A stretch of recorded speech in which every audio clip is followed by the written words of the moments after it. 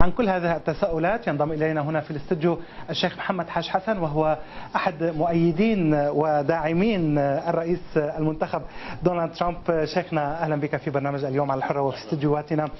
لماذا قررت الانحياز للخطاب السياسي لدونالد ترامب، يعني رغم مخاوف المسلمين بشكل خاص من وصول ترامب إلى السلطة الأمريكية؟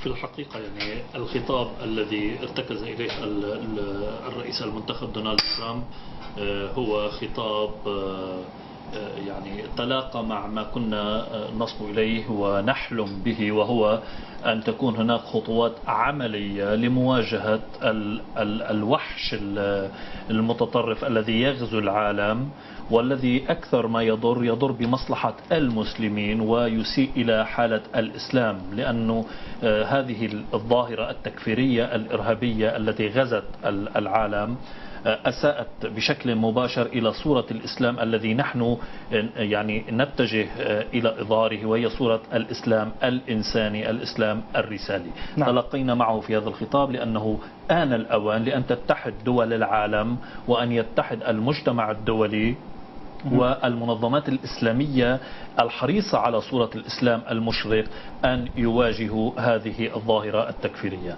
ومن ثم يعني لفت نظرنا في هذا الخطاب الذي دفعنا للانحياز إليه هو استنهاض الوضع الداخلي الأمريكي اقتصاديا وسياسيا وإصلاحيا، وهذا ما غاب عن المشهد السياسي في الولايات المتحدة الأمريكية لسنوات مضت. نعم، أنت أتيت خصيصا بدعوة رسمية للمشاركة في حفل التنصيب غدا.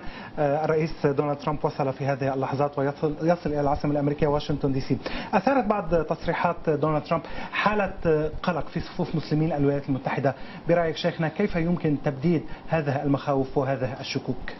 بصريح العبارة يعني نجهد في هذه الأيام لبلورة واقع جديد يعيد الثقة إلى المسلمين في الولايات المتحدة الأمريكية، وكما بات معلوما يعني هي مسألة أيام قليلة وأتولى رسميا إدارة أو رئاسة منظمة التحالف الإسلامي الأمريكي الذي سيعمل بكل جهد لأن نضبط إيقاع العلاقة بين المسلمين وبين الولايات المتحدة الأمريكية، وخاصة دمج المجتمع الإسلامي من جديد في المجتمع الأمريكي الذي أصبح فيه حالة تباعد نتيجة التهويلات الإعلامية التي حصلت. لكنني شخصيا مطمئن إلى أنه لن تكون هناك مخاوف حقيقية تترجم بالتعاطي مع المسلمين. المسلمون سيكونوا كغيرهم من المواطنين، من يخطئ فسيعاقبه القانون،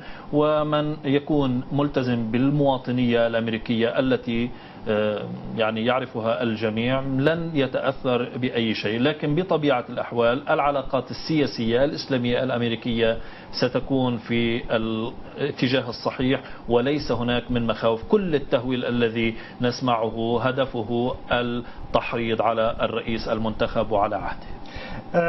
شكرا جزيلا لك شيخنا. بالطبع مبروك للولايات المتحدة الأمريكية الرئيس الخامس والأربعين دونالد ترامب.